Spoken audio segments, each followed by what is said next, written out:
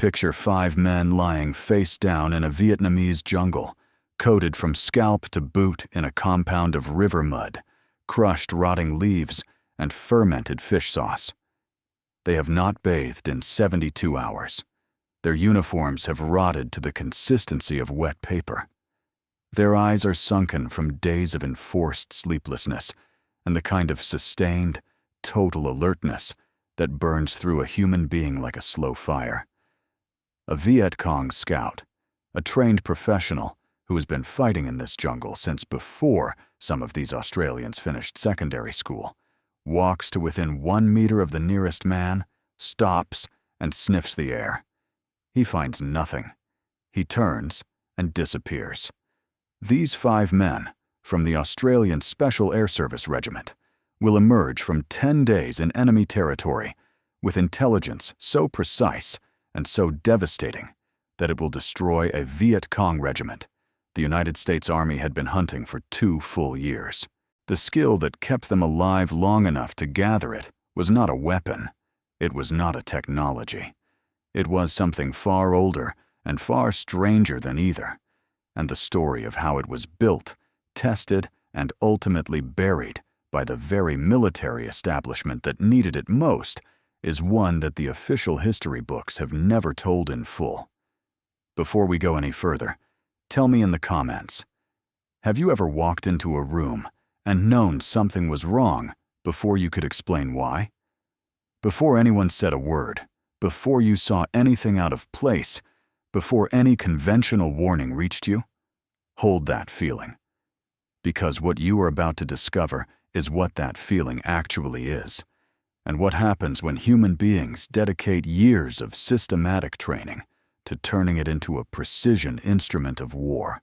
Stay until the end, because the truth of what these men could do was buried so thoroughly that the United States Army spent years trying to understand it and never quite got there. And the reasons why tell you something important, not just about warfare, but about what human perception is actually capable of when someone decides to take it seriously. To understand what made these men capable of something that defied the logic of modern warfare, you need to understand where they came from. Not the country, but the lineage, the specific, unbroken chain of hard-won knowledge that stretched from one generation of Australian soldiers to the next across 3 decades of jungle fighting. Each link forged in a different theater, each one tested at the cost of lives, each one passed forward with the urgency of men who understood that the next generation would need every lesson the previous one had paid for. It begins with disaster. In December of 1941, Australian troops stationed in Malaya were among the finest trained conventional soldiers in the British Empire. They had prepared for the kind of war they expected to fight, the open desert of North Africa, the fixed lines and artillery exchanges of a European theater, the large unit maneuvers that military academies had been teaching and refining since the First World War. What confronted them instead was the Japanese army emerging from the Malayan jungle in ways that made all of that preparation irrelevant. The Japanese moved through terrain that Allied doctrine classified as impassable. They appeared from directions that military logic said were secure. They used the jungle not as an obstacle, but as a weapon, a medium of concealment, deception, and sudden lethal appearance that the Allied forces had no framework to counter and no training to resist. Singapore fell in 7 days. 60,000 Allied troops, including 15,000 Australians, became prisoners of war. It was among the greatest military humiliations in British Empire history, and its cause was not a failure of courage. The men who surrendered were not cowards. They were men trained for a different war, dropped into an environment they did not understand, facing an enemy who had made that environment his primary weapon. The jungle had not been neutral. It had belonged to the side that knew how to read it. Australia's response was to begin learning with a seriousness that no other Western military of the period matched. In November of 1942, with the lessons of Malaya still raw and the fighting in New Guinea still ongoing at horrific cost, the Army established the Land Headquarters Training Center at Canungra in southeastern Queensland. The name it would carry for the next 3 decades was simpler and more honest: the Jungle Training Center. It occupied 7,700 acres of subtropical rainforest, real jungle with real conditions, where the humidity was genuine and the vegetation was dense and the terrain was genuinely punishing, and where the instructors who ran the programs were not theorists standing in front of chalkboards. They were veterans of New Guinea and Borneo who had paid for every technique in the curriculum at a rate measured in the specific, documented deaths of men they had served alongside, and who understood in their bones that the knowledge they were transmitting could not be acquired from a classroom.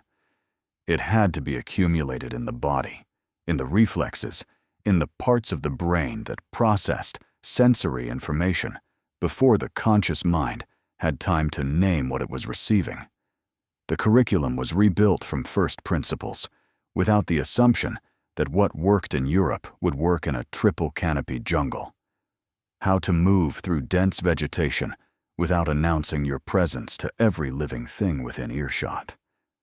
How to navigate without landmarks in a world where the sky was invisible and the compass pointed through 100 meters of foliage that looked identical from every direction. How to read the ground as a continuous record of recent events, a document written in compressed soil and bent grass and moisture patterns that told a trained reader everything he needed to know about what had passed through this place and when. How to listen to an environment that was simultaneously hostile and extraordinarily informative, a living system that responded to human presence in ways a trained observer could detect, interpret, and act upon before the danger those responses signaled had yet manifested. In 1955, Colonel Ted Sarong took command at Canungra. Sarong was a thinker as much as a fighter, a man who would become one of the most influential counterinsurgency theorists of the 20th century, whose ideas about irregular warfare in the post-colonial world would be studied in military academies long after the specific conflicts he fought in had passed out of living memory. His chief instructor was Lieutenant Colonel George Wharf, holder of a military cross from New Guinea and a Distinguished Service Order from Borneo, a man who had seen what jungle warfare actually looked like from inside it, and who approached the subject with the precision of a scientist and the patience of someone who had learned, at considerable personal cost, that the jungle tests patience above every other quality a soldier can possess. Under their combined command, Canungra incorporated something that no Western military academy of the period was formally teaching: the systematic study and integration of indigenous tracking knowledge. The Iban people of Borneo had been reading jungle terrain since before recorded history, and what they could extract from a patch of disturbed soil or a broken spiderweb or the behavior of birds in a particular tree was, to the Western military mind, almost incomprehensible in its precision. It was not supernatural.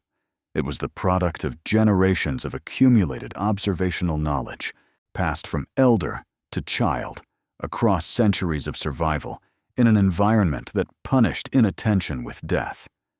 Australian doctrine incorporated this knowledge deliberately and seriously, not as a curiosity or a novelty, but as a proven intelligence-gathering capability that no electronic sensor or aerial reconnaissance platform could replicate, and that had been refined across a timescale that made any Western military tradition look recent. The Malayan emergency ran from 1948 to 1960. The Indonesian confrontation in Borneo ran from 1963 to 1966. For 15 years before the first Australian soldier set foot in Vietnam, the men who would become the Special Air Service Regiment were fighting and learning and dying in dense tropical jungle, refining their doctrine against live opposition in real terrain under operational conditions that filtered out everything theoretical and kept only what worked. 3 SASR men died in Borneo. Not one of them was killed by enemy action. 1 was gored by an elephant. 2 drowned crossing a river in flash flood conditions during a classified cross-border operation into Indonesian territory. An operation so secret that it was never officially acknowledged during the war.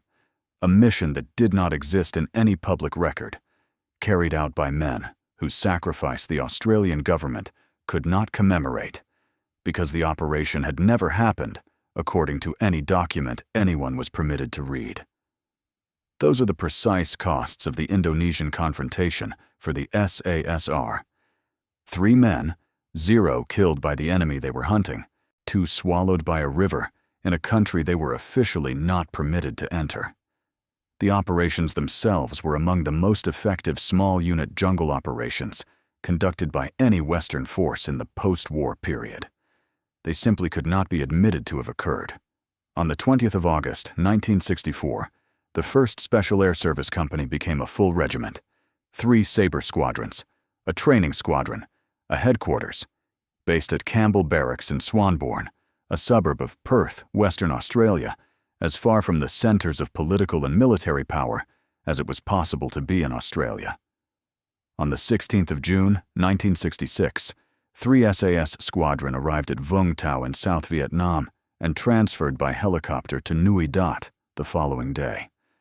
They carried with them 25 years of accumulated jungle knowledge that no American military academy had attempted to teach, refined through combat experience in 3 different theaters against 3 different enemies, and they arrived to find an American liaison officer watching their pre-patrol preparations with barely concealed contempt. He wrote in his field notes that he appeared to be witnessing what he could only characterize as a primitive ceremony, with no basis in modern military science. 3 years later, he would write a profoundly different document. But that comes at the end of this story. The problem these men had been sent to address was one that the United States military had already failed to solve by every means available to it. Phuoc Tuy province in 1966 was not a war zone in any conventional sense. It was a province of South Vietnam's southern coast, approximately 70 kilometers southeast of Saigon, 3/4 of its area covered in rainforest and grassland that had been, in practical terms, Viet Cong territory for longer than most of the soldiers now entering it had been alive. The Mae Tao Mountains rose in the northeast to 704 meters, their slopes shrouded in dense evergreen forest, dissected by streams that ran fast in monsoon season and disappeared in the dry months, leaving behind gullies and ravines that provided perfect cover for units that knew how to use them. The Hat Dich secret zone occupied the northwest, terrain so comprehensively fortified across years of Viet Cong occupation that even Allied units of battalion strength avoided entering it without specific intelligence to justify the risk. Visibility in the triple canopy jungle covering the province's interior ranged from 15 to 20 meters in good conditions, considerably less where the growth was heaviest. A man could walk past an enemy position at that distance without ever knowing it existed. The South Vietnamese government controlled, in practical terms, the provincial capital Ba Ria and the port of Vung Tau. Beyond those 2 points, the Viet Cong had constructed a parallel administration across the entire province, collecting taxes, enforcing compliance through a combination of persuasion and violence, moving supplies along routes they had maintained for years, resting and training their units in sanctuaries they believed to be impenetrable. The VC infrastructure in Phuoc Tuy was not a recent imposition. It had grown from the anti-French resistance movements of the 1940s and had been continuously strengthening ever since, and the civilian population that might have informed against it was either actively sympathetic to the communist cause or far too frightened of the consequences to take the risk of cooperation with any external authority. Enemy forces in Phuoc Tuy were organized in 4 distinct layers of increasing capability and entrenchment. The deepest and most formidable was the 274th Phuoc Tuy VC Main Force Regiment, between 1,200 and 1,500 men, organized into 3 battle-hardened battalions based in the hot ditch. They were the strongest, best equipped, most experienced combat unit in the province, capable of mounting regimental-size ambushes against anything the Allied forces sent against them, and they had been doing so with considerable success against South Vietnamese units for years before the Australians arrived. The 275th Regiment, approximately 1,850 strong, held the Mae Tao Mountains in the northeast and operated primarily in the eastern parts of the province. Below those main force units was the D445 Provincial Mobile Battalion, 350 fighters recruited from the local population, and therefore possessed of an intimate knowledge of every trail, every tunnel entrance, every seasonal water source, and every family in every village who could shelter them or feed them or warn them of approaching danger. And threaded through the villages themselves, embedded so deeply in the civilian population as to be for practical purposes indistinguishable from it, were guerrilla units of 8 to 20 men, each who served as the eyes and the local support network for the larger forces operating above them. Total communist strength in the province at Australian arrival, approximately 5,000 fighters. Against this, the SASR would never deploy more than 180 men in country at any given time. Usually, the number was considerably fewer than 100. The American approach to this kind of problem was well established and had been refined over years of operations across South Vietnam. Search and destroy missions backed by helicopter gunships, artillery barrages on suspected enemy positions identified through aerial reconnaissance, rapid insertion of large infantry units by helicopter, aggressive patrolling across wide areas, engagement of the enemy wherever found, and destruction of his infrastructure wherever located. It was a doctrine built on the assumption that overwhelming firepower, maximum mobility, and technological superiority would ultimately wear down any opposition through attrition, and it had worked against conventional armies fighting conventional wars. Against an enemy who had no fixed lines, who blended into a population he had spent years cultivating as a support network, who had constructed underground tunnel networks, allowing entire battalions to move beneath the jungle floor while helicopters searched the canopy above. The doctrine produced noise and casualties, and very little that would outlast the next wet season. The Viet Cong had studied the American playbook with the attention and seriousness of men whose survival depended on understanding it completely. They had identified the central structural vulnerability of the American approach. American tactical power rested on the ability to call in air support and artillery at the moment of contact with the enemy. Remove that ability by closing the distance to 10 or 15 meters, where no pilot could drop munitions without destroying the American forces alongside the Viet Cong, and the entire technological edifice that the United States had built became irrelevant. At 10 meters, the most expensively equipped military in history was fighting with the same weapons and the same muscles as the man on the other side. The tactic was known as grabbing the belt buckle, and it worked with brutal, documented consistency against units whose entire tactical doctrine was built around the assumption that air support would be available. American intelligence services knew the 274th Regiment existed. They had radio intercepts confirming the unit's presence, its approximate area of operations, and the general fact of its continued activity in Phuoc Tuy province. What they did not know and could not determine through any means available to them was where the regiment slept. Every search and destroy mission sent into the hot dish returned with exhausted troops, some casualties from mines and booby traps, and no meaningful contact with the main force units they were hunting. The enemy was not hiding in any simple sense. He was operating with a freedom of movement and a confidence in his own invisibility that the American approach had no tools to disrupt, no technique to counter, and no doctrine to address. This was the problem the SASR had inherited when they landed at Nui Dat in June of 1966, and instead of attempting to clear the jungle with the firepower that had already proven inadequate, the 5-man patrols that deployed from the SASR's enclave on SAS Hill in rotation across all 3 Sabre squadrons across 5 years of continuous operations decided to do something that no American military planner had seriously contemplated.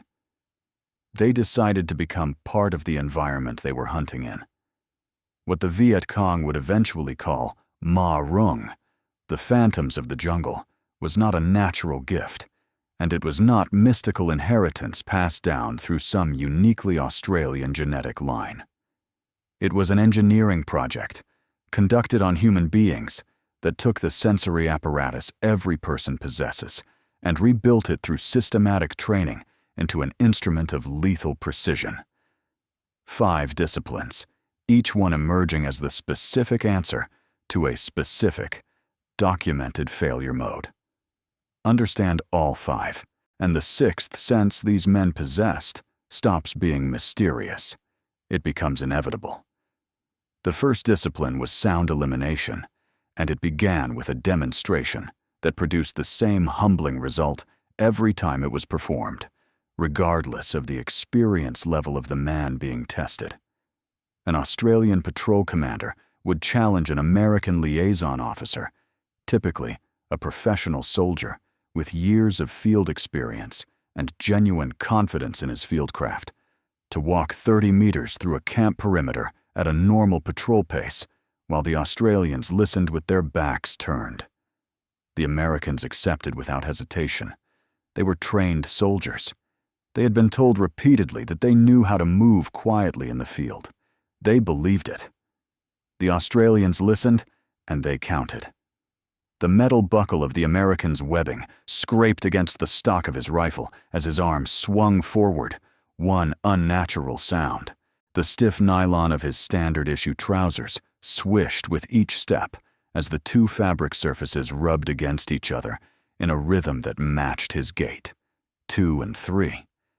His leather boots, designed for hard European or desert surfaces and performing perfectly on those surfaces, struck the soft, monsoon-saturated jungle soil with a distinctive heel impact pattern that existed nowhere in the natural acoustic environment of that jungle. 4 and 5. His dog tags, standard issue and required by regulation, clinked against his chest with every footfall in a tiny metallic percussion that was continuous and rhythmic and entirely synthetic. 6 and 7. A loose magazine in one of his ammunition pouches rattled softly but distinctly against the pouch's frame. 8. The canteen cap, where the lid met the body of the vessel, produced a faint but perfectly regular metallic knock with each forward movement. 9. The nylon of his pack rubbed against the back of his uniform with each swing of his arms. 10 and 11. By the time he had covered 30 meters, the count was at 27. 27 separate, distinct, unnatural sounds in 30 meters of what the American soldier had believed was quiet movement through a field environment. The arithmetic of what this meant in the jungle was straightforward and fatal. In still jungle air at night, when the ambient acoustic environment dropped from the daytime cacophony of birds and insects to near silence broken only by the calls of nocturnal species and the occasional passage of small animals through undergrowth, sounds of that character and regularity carried with startling clarity. A Viet Cong sentry who had been specifically trained to listen for the acoustic signatures of foreign military patrols could detect that combination of sounds from 150 meters in favorable conditions. The patrol had not yet reached him. He already knew exactly where to point his weapon when it did. The SASR response to this discovery was total and systematic. Every piece of equipment was audited for its noise-generating potential under field conditions, and every item that could produce unnatural sound, in contact with another item, was either modified, replaced, or removed. Metal clips were replaced throughout with paracord or other rope substitutes that produced no sound under any movement. Every junction where metal met metal or metal met fabric or any two surfaces created friction sound was wrapped in tape. Dog tags were secured against the chest under clothing where they could produce no sound. Loose items were immobilized or removed from the patrol kit entirely. Magazines were carried in modified pouches that held them motionless regardless of the wearer's movement. Even the boots were changed, standard leather field boots replaced with modified footwear into which drainage slits had been deliberately cut along both sides of each boot. This modification horrified every quartermaster who encountered it and violated multiple standing regulations regarding the maintenance of issued equipment. It served two purposes simultaneously, and neither could be achieved without the other. The slits allowed monsoon water to drain instantly from boots, saturated by the swampy terrain, and standing water that characterized Phuoc Tuy province, eliminating the trench foot that incapacitated American soldiers within days of sustained wet ground operations. And they removed the heel impact sound signature that leather soles on soft, saturated soil produced with every step. A man with wet but functional feet could move through the jungle in silence. A man with trench foot could not move at all, and a man who could not move was not a soldier in any meaningful sense. Sound discipline, however comprehensive, was insufficient on its own. The insufficiency was not discovered in theory or in training exercises. It was discovered in the field, against a specific enemy capability that sound discipline alone could not counter, because the Viet Cong trackers, who operated in Phuoc Tuy province, used smell as a primary detection tool with a sophistication that the Western military mind had not anticipated and had no existing framework to address. Western military hygiene was not designed with invisibility in mind. Standard-issue soap used by American forces in the field contained synthetic chemical compounds that had no natural equivalent anywhere in the Vietnamese jungle environment. Sharp and artificial olfactory signatures that a nose trained to detect foreign presence could identify from significant distances downwind, particularly in the still heavy air of the jungle interior, where scent molecules dispersed slowly. American cigarettes, the most common brand being Marlboro and Lucky Strike, burned with a sweet, processed tobacco aroma, completely unlike the harsh and acrid smoke produced by locally grown Vietnamese tobacco wrapped in banana leaf. A trained tracker could distinguish between those two smoke signatures reliably, and the American variety carried in still air with a persistence that surprised those who first learned of it. Sweat chemistry presented the deepest problem. A man whose diet consists predominantly of red meat, processed sugar, refined white bread, and dairy products produces sweat with a fundamentally different chemical composition than a man who lives on rice and fish sauce and locally grown vegetables. Different metabolic byproducts processed through the skin. Different bacterial populations colonizing the skin surface and breaking down perspiration. A different molecular signature that, to a tracker working downwind in conditions where nothing else produced that particular combination of compounds, was as identifying as a uniform and considerably harder to remove. The protocol the SASR developed to counter this was called, among themselves, the disarming. The name was precise. 72 hours before deployment, all Western hygiene products were abandoned completely. No soap, no shampoo, no deodorant, no shaving cream of any kind. The men did not bathe. They allowed their natural body chemistry to develop and gradually merge with the chemical environment they would be operating in. In the final hours before insertion into the operational area, they coated exposed skin and every surface of their uniforms with a compound prepared from local materials. River mud drawn from sources within the operational area when possible. Crushed, rotting leaves gathered from the jungle floor and representing the specific decomposition chemistry of that particular ecosystem. And nuoc mam, the fermented fish sauce that permeated the Vietnamese environment from village to jungle and was as natural to that landscape as the smell of the soil after rain. They worked this mixture into their skin, their hair, their clothing, into every surface they presented to the world, until the chemical signature they broadcast was indistinguishable from the jungle floor on which they would be lying. Before I tell you what happened when this protocol was tested, under the most demanding possible conditions, at a range of less than 1 meter, with a trained enemy tracker as the unknowing judge, and the margin between detection and the deaths of 5 men measured entirely in the direction of the wind. Tell me in the comments what you would give up for 72 hours to become genuinely invisible to someone who was specifically trained to find you.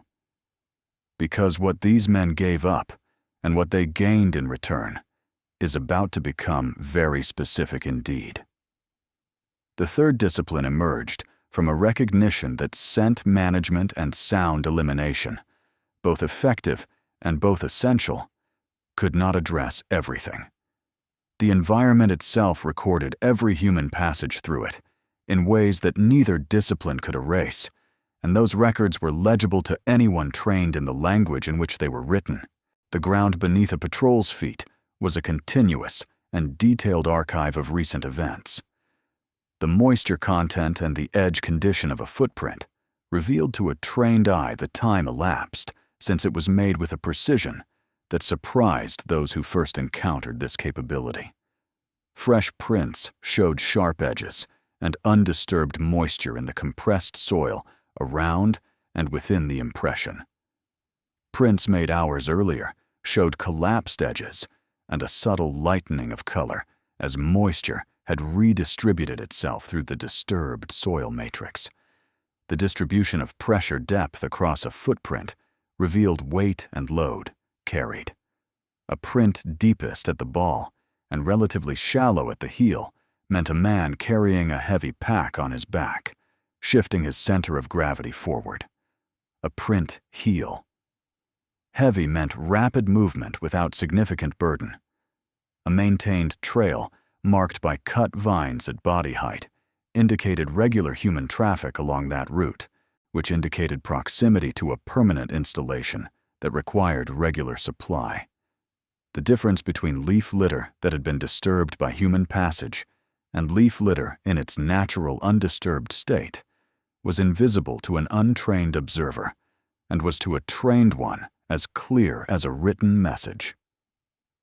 Australian doctrine had incorporated indigenous tracking knowledge deliberately, systematically, and with the seriousness of an institution that had learned through painful experience what it was capable of producing in operational conditions. The Ibn tradition encountered and respected in Borneo, and the Aboriginal tracking expertise introduced at Kanungra through the dedicated trackers course that at least one instructor described as one of the most valuable training experiences of his entire military career. Both rested on the same foundational principle. The land records every event that occurs within it, and every record is legible to someone who has been taught how to read. A broken spiderweb indicated human passage within the past few hours because spiders repair their webs quickly in humid conditions, and the direction of the break, the side from which the anchoring threads had been pushed, indicated the direction of travel.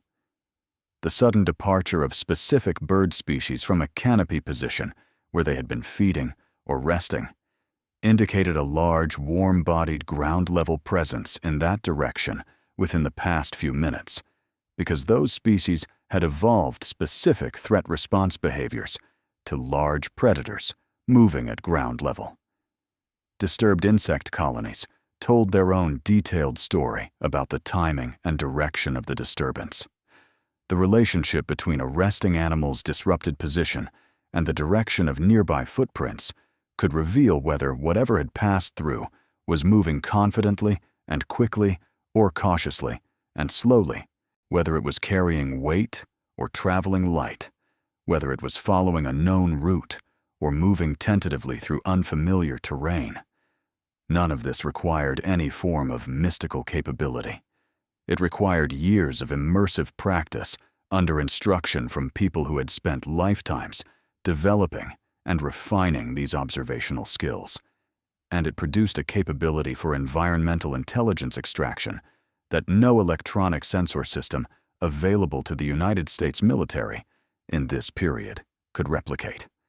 The SASR institutionalized this practice at Kanungra, applied it in Borneo, and refined it across 5 years of continuous operations in Phuoc Tuy province, where it proved on hundreds of occasions to be a more reliable source of tactical intelligence than anything their American counterparts were purchasing with billions of dollars in defense expenditure. The fourth discipline was the one that made all the others practically applicable, and it was the one that demanded the most sustained effort from the human beings who had to maintain it for days at a time under conditions of considerable physical discomfort and psychological pressure. A patrol in motion could not simultaneously move and conduct the quality of environmental monitoring that the other disciplines required. Movement generated sound that masked incoming information, absorbed attentional resources that needed to be directed outward, and occupied the navigational and physical processing capacity of the brain in ways that competed directly with sensory analysis. A patrol at rest generated nothing and could perceive everything.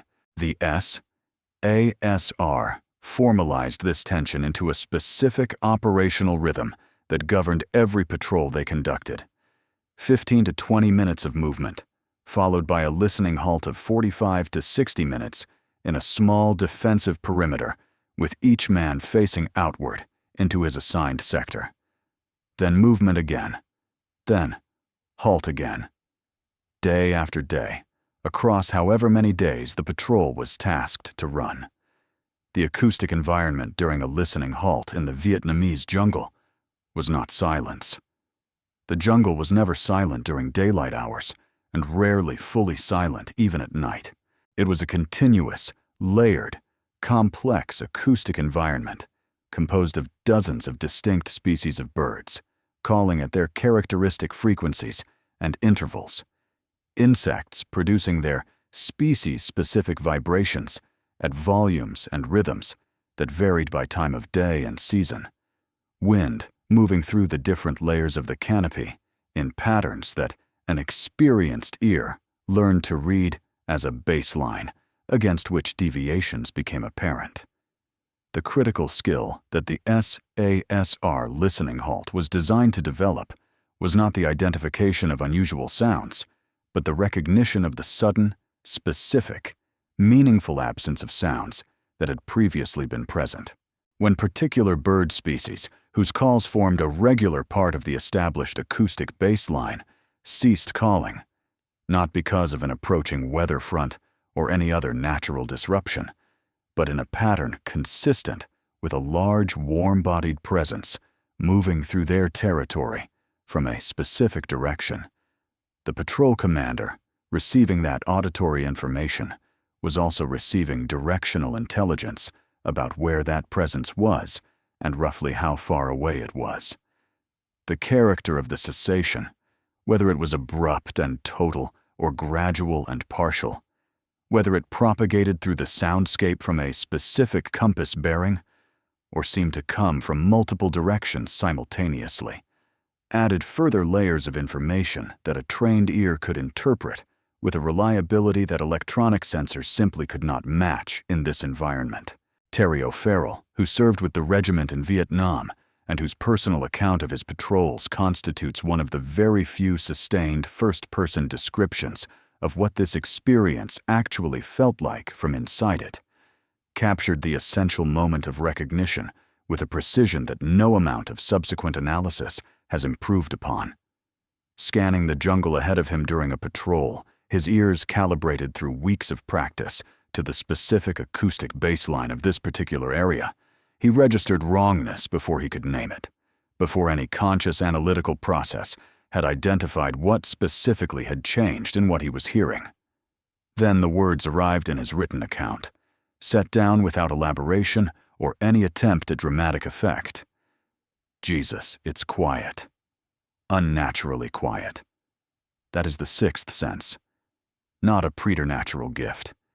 Not an instinct that some people are born with and others are not. The trained recognition of a specific and meaningful absence in a learned acoustic pattern, arriving in consciousness as a feeling of wrongness because the data processing had already been completed below the level of language, in the parts of the brain that operate faster than the verbal mind, can articulate its conclusions. The thing that people describe as intuition, when it is genuine rather than wishful, is almost always this same phenomenon. Pattern recognition operating on accumulated data, delivering its conclusions to conscious awareness as sensation rather than thought, as feeling rather than analysis, because the analysis has already happened. The SASR men felt approaching danger before they could name its source, because the evidence had been processed before the naming could begin, and the processing was reliable, because the pattern it was working from had been built through hundreds of hours of careful practice in exactly the environment where it needed to work. The fifth discipline could not be taught in any traditional instructional sense. It could not be conveyed in a manual or demonstrated in a training exercise or passed from one person to another through any conventional pedagogical method. It could only be accumulated, slowly and continuously, through sustained exposure to a specific operational environment. After days in the same area, observing the patterns of enemy movement and the timing of their activity cycles, reading the relationship between base locations and water sources and the maintained trails connecting them, tracking the subtle behavioral shifts in an enemy unit that believed itself completely alone in its territory, but was in fact under continuous observation. By men it could not detect, a patrol commander accumulated a predictive capability that no individual technique among the four preceding ones could produce on its own. He knew, in a way he could not fully articulate even to himself, that something was about to happen, that a particular trail contained a threat that had not yet materialized, that the quality of the jungle's response to the patrol's presence had shifted in ways that indicated awareness on the other side, that somewhere ahead, another set of trained eyes had registered something marginally wrong and was in the process of determining what to do about it. This was not guesswork. It was the sum of the other four disciplines, running simultaneously and continuously for days, feeding into the pattern recognition capacity of a mind that had been trained to trust what its perceptions were telling it, rather than what its prior expectations said it should be perceiving. Now consider the men who feared this capability. The Viet Cong of Phuoc Tuy province were not frightened novices who broke under pressure. This point requires genuine emphasis, because their fear of the SASR only carries its proper weight when measured against what they had already endured and continued to function under without losing their effectiveness. These were men who had fought the French colonial army, a professional military force with decades of counterinsurgency experience and all the resources of a major European power behind it, and had outlasted it through patient, systematic application of irregular warfare principles that they had developed and refined over years of active conflict. They had faced American air power of a scale and intensity that had no historical precedent, American artillery barrages of a weight that turned large areas of jungle into bare, cratered soil, the full accumulated weight of the most expensively equipped military apparatus that human civilization had ever assembled, and they had developed against it a tactical counter-doctrine that turned American technological superiority into a practical liability by exploiting the dependency on air support that sat at the center of American tactics. They had trained specifically and systematically to cross ground covered in dry leaves without producing any audible sound, a skill that required days of dedicated practice under patient instruction to develop, and that they had mastered before they were soldiers in any formal sense. They had constructed tunnel networks of a complexity and extent that continued to astonish military engineers who studied them decades later. Networks that allowed entire battalions to move, rest, treat their wounded, store their supplies, and communicate with each other while remaining completely invisible to any form of aerial observation. On every objective measure that military analysis has available to it, they were among the most capable irregular fighters of the 20th century. Captured political officer documents from Viet Cong units operating in Phuoc Tuy contained an internal tactical assessment of the forces they faced that was direct and analytically clear.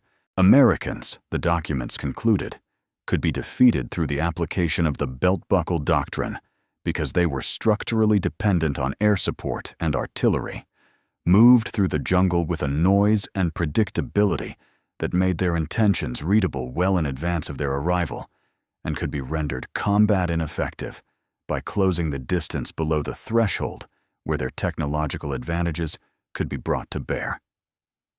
This was not propaganda produced for public consumption.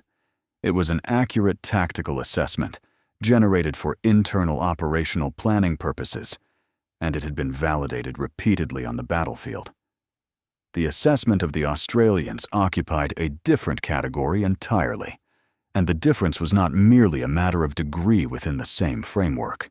It acknowledged, in the measured language of men who prided themselves on clear-eyed analysis of their opponents, something that resisted the categories they normally used for such assessments.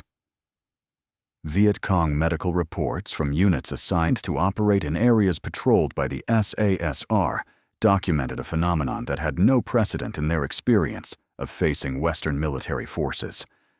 Soldiers were developing incapacitating stress reactions without any direct engagement having occurred.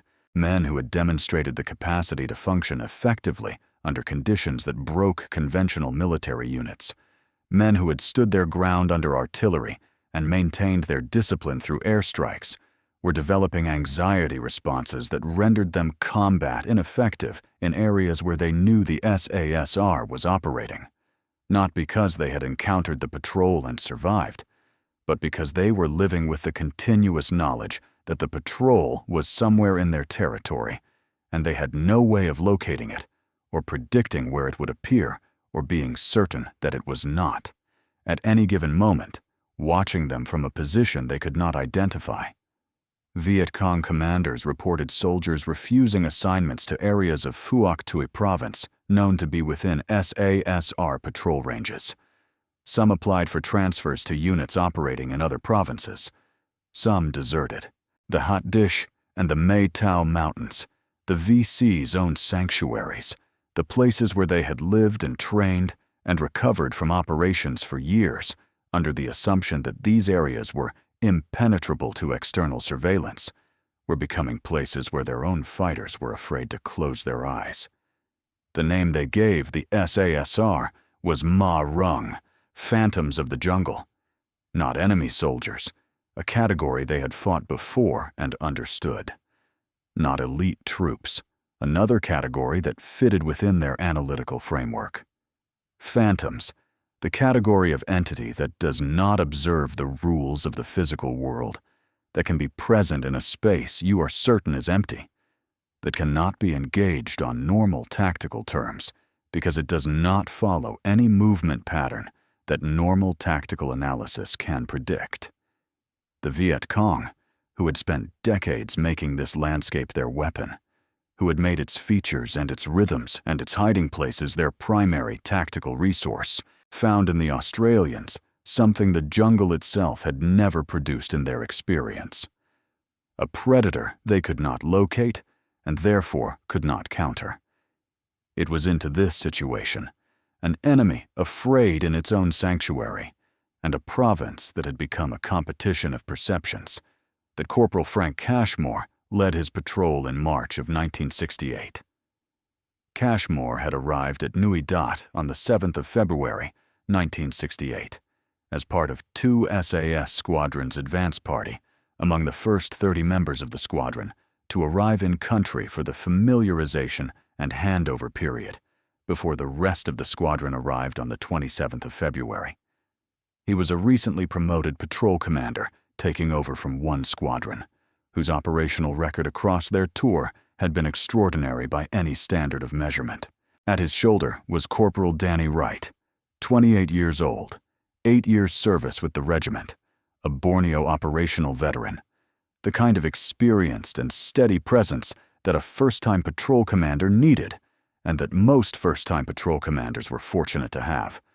The remaining 3 members of the patrol, Privates Kim McAleer at 19 years old, Adrian Blacker at 21, and David Elliott at 22, had joined the SASR recently and had no operational experience of any kind. They were about to get some. That is the composition of the patrol that walked into the jungle in March of 1968 to accomplish what 2 years of American intelligence operations, backed by helicopter support and signals intelligence and photographic reconnaissance and every other tool that the most expensively equipped military in history had available, had failed to achieve. The confidence this required was not confidence in the specific individuals involved, most of whom had no operational record to inspire it. It was confidence in the system, in the 5 disciplines that had been built into these men through months of selection and training, and that would either produce the results they were designed to produce or would not, with consequences that required no elaboration. The helicopter that inserted Cashmore's patrol did not fly toward the operational area. It flew 20 kilometers away from it, selected a false landing zone at treetop height, discharged 5 passengers in under 30 seconds, and departed. By the time the sound of the rotors had faded to inaudibility, Cashmore had already given the hand signal for halt. The patrol did not move. For 15 full minutes they crouched in the insertion point, all available attention directed outward, cataloging the acoustic environment and watching for any sign that the sound of the helicopter had attracted observation. It had not. The birds that had gone silent at the rotor noise began calling again in the patterns and from the directions that indicated no human presence in the immediate vicinity. Cashmore signaled to move, 1 kilometer per day, through monsoon-softened terrain where every step required conscious, deliberate placement. The outer edge of the boot contacting the ground first, rolling inward gradually, weight transferred slowly and completely before the other foot lifted. The entire mechanics of human locomotion reversed. Engineered from the ground up to eliminate the heel strike impact that left a distinctive print in soft soil and produced the kind of regular thumping sound that carried through jungle undergrowth with surprising clarity. No spoken communication of any kind, hand signals only, a complete vocabulary of tactical information, transmitted without producing any audible signal. 15 minutes of movement, then a halt of 45 minutes to an hour. Listen. Catalog. Compare against the established baseline. When the baseline held, move again. The signs of enemy activity accumulated as the patrol moved deeper into VC-controlled territory over the first 3 days. Warm campfire ash, gray at the surface, and retaining enough residual heat to be detectable to a palm held centimeters above, indicated use within the past 6 to 12 hours. Cut vines at body height, marking a maintained trail, showed regular human traffic along that route. The distinctive tread pattern of Ho Chi Minh sandals, rubber soles cut from discarded vehicle tires, with a tread geometry that was instantly recognizable to trained eyes, preserved in soft mud beside a crossing point on a small stream, indicated at least a dozen individual crossings within the previous 24 hours. Each sign was logged in the patrol commander's mental picture of the area. Location, direction of travel indicated, estimated time of last use, estimated number of people represented by the sign. The picture assembling itself in Cashmore's understanding was not a collection of isolated data points. It was a map developing detail with each observation, and the map had a center that the accumulating information was converging toward with increasing specificity. By the third day, the listening halts were returning an acoustic environment that had shifted in ways not explained by natural variation in bird populations or insect activity. The sounds ahead of the patrol's current position had a character that an experienced ear recognized as the ambient acoustic signature of an area where human beings had been living for an extended period. The specific combination of human-generated sounds at a level too low to identify individually, but sufficient in aggregate to alter the baseline the patrol had established on the first day. The patrol went to ground in a daylight hide. 5 natural depressions in the soil, each man lowering himself into position with a patience that made the process look geological in its slowness, drawing a carefully arranged layer of local vegetation across himself and across his equipment until he presented no visual, acoustic, or olfactory signature to any observer approaching from any direction at any distance beyond arm's reach. They would remain motionless through the daylight hours until darkness gave them the cover to move again. The Viet Cong scout appeared from the northwest in the mid-afternoon. He moved with the quiet and the deliberateness of a trained professional, performing a task he had performed many times before. A point man conducting an advanced sweep of the area ahead of a larger element that was following some distance behind him. His movement reflected genuine skill. He scanned the vegetation methodically, checked the ground ahead of each step before placing his weight, glanced periodically upward at the canopy for any sign of disruption to the normal patterns of bird and insect activity that a trained eye could use as an early warning system. His feet made almost no sound on the jungle floor. He was very good at what he was doing. He stopped less than 1 meter from where Cashmore lay. Close enough for Cashmore to observe the weave of the fabric in his uniform, the specific pattern of the stitching. Close enough to count the individual cartridges visible in the chest rig he was wearing.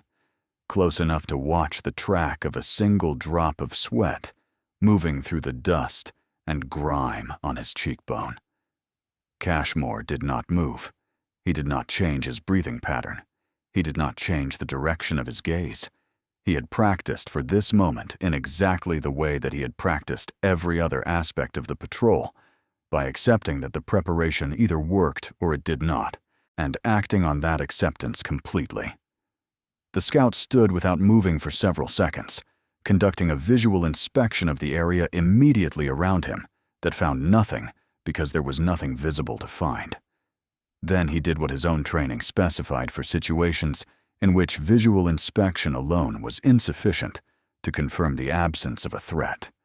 He flared his nostrils and breathed in, slowly and deliberately, searching for the chemical signatures that his training and his operational experience had taught him to associate with the presence of Western military personnel.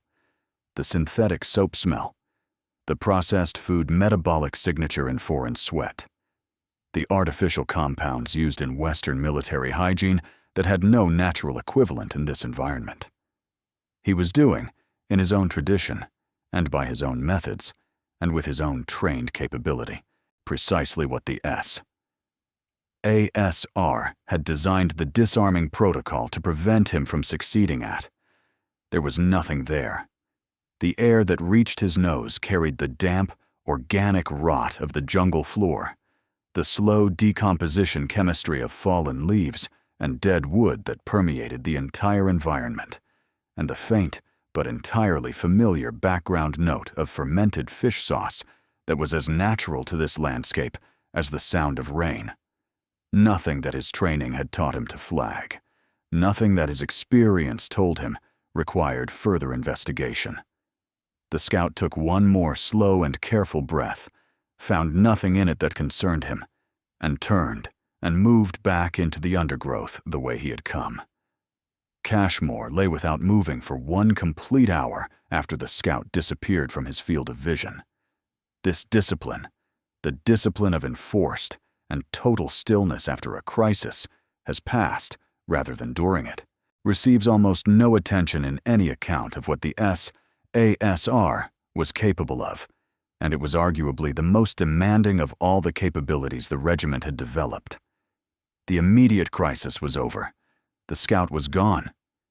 Every physiological system the human body possesses responded to the end of extreme danger with a cascade of signals insisting on movement and action and the confirmation of safety through activity. The adrenaline of the near miss was still present in Cashmore's bloodstream in full measure. The relief of survival was pushing upward toward expression. Every instinct insisted on movement, on checking the position of the other 4 members of the patrol, on reporting, on doing something. Cashmore did none of it. He lay in his position, managing his breathing with the same conscious deliberateness he had brought to every other aspect of the patrol, watching his assigned sector, moving nothing. Sweat ran into his eyes from the headband of accumulated grime above them. He did not raise a hand to wipe it away. An hour passed. When it was finished, he gave the hand signal. Not toward the landing zone, not toward the extraction point that the helicopter could reach in under 30 minutes, not in the direction of safety. Deeper.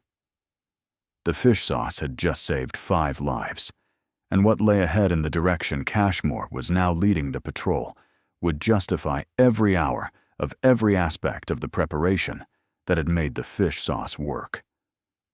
What the patrol found over the following days of careful movement and observation was not a temporary patrol camp or a rest position used by a unit passing through, the signs converging on a specific location and sector, the scale of the command bunker construction visible from the patrol's observation positions, the configuration of anti-aircraft emplacements positioned to cover likely approach corridors from the south, the extent of the supply depot infrastructure, the size and the organization of the troop concentrations visible during the hours of movement, all pointed to a permanent operational installation of the scale and sophistication that the 274th VC Main Force Regiment used as its operational headquarters. Cashmore was observing what 2 years of American intelligence operations, with vastly superior resources and every technological tool available to the wealthiest military in history, had been unable to locate. The intelligence had to be transmitted. Before that transmission could take place, the patrol had to survive what the scout's passage had set in motion. The Viet Cong tracker, who located the patrol's position in the days following the scout's visit, had been working from the same evidence base that the SASR used, reading the environment for the signs of human passage that the patrol had left, despite every precaution the 5 disciplines provided. The signs he found were very subtle, a barely perceptible compression in the way the vegetation had recovered from being brushed aside, a disturbance in the soil at a stream crossing that was almost but not quite consistent with natural water movement, a single broken spiderweb filament at a height and an angle consistent with a man moving in a low crouch rather than any of the animals that might naturally disturb a web in this area. He had followed these signs to the place where they stopped producing further evidence, identified the small hill with its natural defensibility and its clear fields of observation in multiple directions as the kind of position a trained patrol would select and return to report. What assembled around Cashmore's position was a reinforced Viet Cong company, exceeding 100 men in total strength, deployed in the encircling formation, their training specified for the containment and destruction of a small cornered patrol. 2 platoons forming a frontal assault element, a 3rd platoon executing a flanking movement from the east to cut off any withdrawal route in that direction, a crew-served machine gun team establishing a suppression position to keep the patrol's heads down during the assault. They had overwhelming numerical superiority. They had detailed knowledge of the terrain. They knew the patrol's location. What they didn't know was that the patrol had already transmitted its coordinates to fire support, and that 2 words were about to arrive at a gun line 30 kilometers away. To understand what those 2 words meant and what they could produce, you need to know what had happened on the 18th of August, 1966, in a rubber plantation near Long Tan village, 8 kilometers east of Nui Dat. Because what was about to fall on the Viet Cong company closing its encirclement around Cashmore's position was the direct and documented inheritance of what had been demonstrated there. D Company of the 6th Battalion, Royal Australian Regiment, approximately 105 men, made contact in that plantation with a force the subsequent analysis estimated at between 1,500 and 2,000 Viet Cong from the 275th Regiment and the D445 Battalion. The numerical ratio was approximately 15-1 against the Australians. The heavy monsoon storm that arrived simultaneously with the opening of the engagement eliminated any possibility of close air support. Pilots could not operate with sufficient precision and visibility that had dropped to near zero. D Company stood with artillery as their only external support asset. The forward observers from 161st Field Battery of the Royal New Zealand Artillery, attached to D Company, directed 105mm howitzer shells to impact within 30 meters of their own position. The kill radius of those shells was 40 meters in every direction from the point of impact. American artillery doctrine specified a minimum safety buffer of 300 meters between friendly forces and artillery impact, a margin designed to account for the accumulated small errors that occur between a gun at range and a target that must be precisely correct. The New Zealand gunners at Long Tan operated at 1/10 of that buffer. They fired at 6 to 8 rounds per minute, above the maximum sustained rate for 3.5 hours. Not one round fell within the friendly perimeter. 18 Australians died at Long Tan, every one of them from enemy fire. When the guns finally fell silent and the enemy withdrew, the battlefield confirmed what the firing had demonstrated. The precision was real, the trust was justified, and calling artillery that close was survivable if the gunners on the other end were those specific New Zealand gunners. Cashmore's radio operator transmitted 2 words into the handset: danger close. The shells that left the barrels of 161st Battery required approximately 45 seconds to complete their arc to impact at that range. In those 45 seconds, the Viet Cong force reached the claymore mines Cashmore had positioned around the patrol's perimeter during the preparation phase of the trap.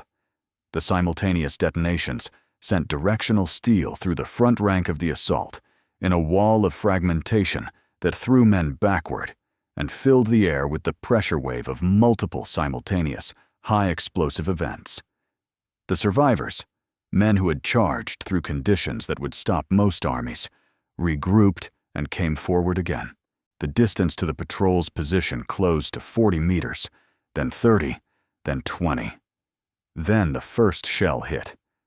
The ground moved in a way that precedes sound, a physical transmission of energy through the soil itself that registered in every bone before the acoustic signature reached the ear, a heaving that was felt as much as heard, that stopped the heart for a fraction of a second and compressed the air from the lungs as a purely physical effect. Trees that had grown for decades were gone. Soil that had been ground was airborne. The smell of high explosive mixed with torn earth and something organic that has no comfortable name in any language. The patrol commander adjusted his fire mission coordinates by the margin his observation of the impact told him was necessary. Called the next adjustment. The shells walked across the ground between the patrol's perimeter and the tree line in a systematic pattern, falling where they were directed to fall, at a range from friendly forces that the doctrine governing the men directing them said was not compatible with those friendly forces surviving. The Viet Cong company ceased to exist as a coherent military unit, not through any failure of courage on their part, for men who charge through claymore mine detonations and keep advancing are not lacking in courage by any standard. Because they encountered artillery that fell where artillery at this range was not supposed to be able to fall, directed by men they could not locate, called by a patrol that every military calculation available to them said should have been long past any capacity to call for anything. When the last echo had rolled away into the mountains and the smoke was clearing over a landscape that had been comprehensively remade in the past 10 minutes, Cashmore's patrol counted itself. One man had taken shrapnel from the final fire mission adjustment, a fragment that cut through cloth and skin and required medical attention, but missed the structures beneath that would have been fatal. He would walk to the extraction point on his own feet. The survivors of the Viet Cong company retreated, in the direction they knew, toward the base, toward the sanctuary. The patrol followed them, through 3 more days of movement at the same deliberate pace that had governed the first 7, through the accumulated and bone-deep exhaustion of 10 days of sustained, full sensory alertness in conditions that would have reduced a conventional unit to ineffectiveness in half that time. Cashmore's patrol tracked the retreating survivors through the devastated terrain and into the approaches of what they had been sent to find. On the 10th day, the radio operator transmitted a set of coordinates and accompanying intelligence that located the operational headquarters of the 274th VC Main Force Regiment, the precise positions of command bunkers, the configuration of anti-aircraft defenses, the layout of supply storage, the current troop concentrations, the defensive preparations. The airstrike that followed the next morning removed the regiment's operational capacity for months. The helicopter that extracted the patrol found 5 men who had become, across 10 days, something that was difficult to categorize as entirely separate from the jungle they emerged from. Dried mud and camouflage compound had formed a continuous crust on their exposed skin. Their uniforms had deteriorated at the seams from sustained moisture. Their faces were gaunt, and the eyes were sunken and red at the edges from 10 days of continuous elevated alertness that had never fully released. The smell that came with them onto the helicopter was sufficient to produce an involuntary physical response in the crew. 3 days after extraction, Cashmore's patrol was back in the jungle. This was the rhythm of the SASR deployment in Vietnam, running from June of 1966 to October of 1971, across all 3 Sabre squadrons in rotation, each completing 2 full tours, 580 men moving through the regiment's operational commitment over 5 years. The accounting kept by the Australian War Memorial is precise: 1,175 patrols, 492 confirmed enemy killed, 106 enemy possibly killed, 47 enemy wounded, 11 prisoners captured. SASR losses from enemy action: 1 killed in action, 1 died of wounds. Total losses from all causes: 6 dead, 28 wounded in action. No supplementary claim is necessary. The numbers produce their own statement. The strategic consequence in Phuoc Tuy province was measurable and has been documented in subsequent analysis by military historians. By 1969, the accumulated intelligence generated by SASR patrols, combined with the 1st Australian Task Force's sustained campaign against the Viet Cong food supply infrastructure that destroyed or captured over 1,800 enemy bunker systems and base camps across the province, had effectively removed the capacity of Viet Cong main force units to sustain operations within Phuoc Tuy. Enemy-initiated contacts with Australian and Allied forces collapsed. The province that had been wholly and confidently controlled by the Viet Cong in 1966 was, by 1970, denied to the enemy at the level of main force operations. This outcome was produced not by superior firepower, which had been tried and hadn't produced it, but by information gathered by patrols that generated no audible sound, carried no detectable foreign scent, read the environmental records of the jungle as fluently as the enemy who had lived in it for decades and were capable of surviving direct engagement through the application of artillery trust that no other military doctrine in the alliance permitted. There is one entry in the regiment's accounting that cannot be contained by any number. In 1969, a trooper fell during a suspended rope extraction from the jungle canopy, lost to the jungle at the precise moment of transition between the world where the 5 disciplines protected him and the mechanical world of helicopters and rope and the small margins of error that accumulate in any extraction under operational conditions. The jungle received him. In August of 2008, his remains were found. The jungle had kept him for 39 years before returning him. The men of the regiment carry this alongside every statistic, because the statistics describe what the deployment achieved, and this describes what the deployment cost, and the picture is not complete if either part of it is omitted. From 1967, SASR instructors worked with the MACV Recondo School and the Long Range Reconnaissance Patrol Training Wing at Van Keep, the programs through which American Special Operations patrol techniques were being developed and taught to an expanding number of American units. The specific mechanics of the SASR patrol doctrine, sound discipline, scent management, environmental reading, the listening halt rhythm, were transmitted through these channels in the form that institutional transmission permits: written procedures, demonstrable techniques, teachable drills. What was put into a training manual reached American units and had real effects on how those units operated. What resisted transmission was the philosophical substrate that made the mechanics meaningful.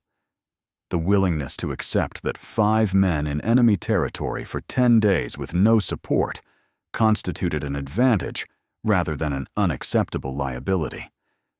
The institutional conviction that patience and silence were more valuable than speed and firepower in an environment where speed generated noise and noise generated casualties. An institution that had committed 500,000 personnel and the full weight of its national prestige to a doctrine that said the opposite was not positioned to absorb the implication that the foundational assumption underlying that doctrine was wrong, regardless of the quality of the evidence being presented.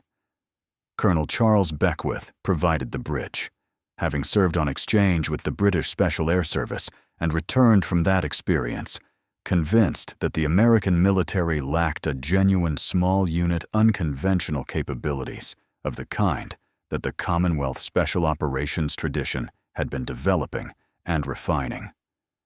Since the Malayan emergency, Beckwith was given the task in 1977 of building what became Delta Force.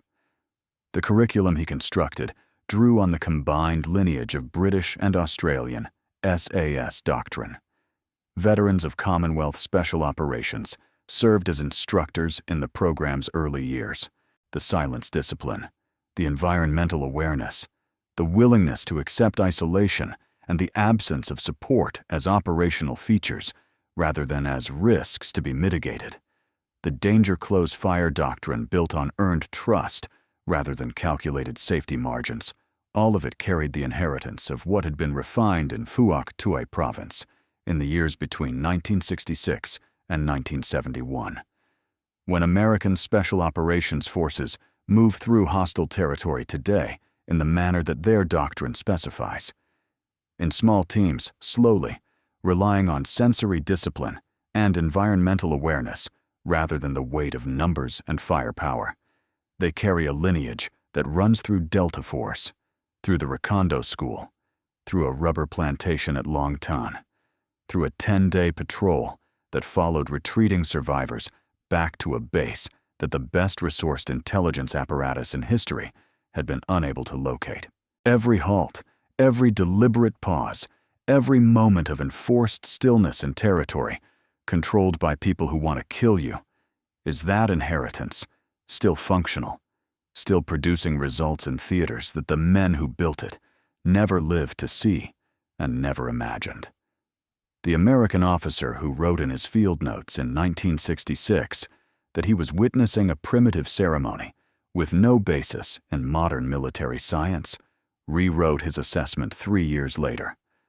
He described what he had observed as the most efficient intelligence-gathering capability in the history of counterinsurgency warfare, produced by men who had made themselves indistinguishable from the environment they moved through. He had been standing in the presence of the future of special operations and had called it superstition. The distance between those two descriptions is the measure of what it costs an institution to understand something that does not fit the frameworks it already possesses. Somewhere in Phuoc Tuy province, the birds still call in the patterns they established when those patrols were moving through the undergrowth beneath them. The trails have been reclaimed by growth that does not remember the boots that walked them. The craters left by danger-close artillery have filled and healed beneath decades of jungle regeneration. Almost nothing physical remains of the presence the SASR maintained in that province across 5 years of continuous and systematic operations. The knowledge remained. The techniques developed in modified boots in a jungle 30 kilometers from an artillery battery whose gunners they had never met and trusted completely. Those techniques live in the operating procedures of every special operations unit in the Western Alliance. They live in the selection processes designed to find the men capable of carrying them. They live in every listening halt, every patrol moving at a pace that feels impossibly slow to an untrained observer. But that produces the quality of environmental awareness that cannot be achieved any other way. Every soldier who has learned to trust what the silence is telling him before he can articulate what specifically has changed. The Viet Cong called them ma rung, phantoms. Now you know what that word means.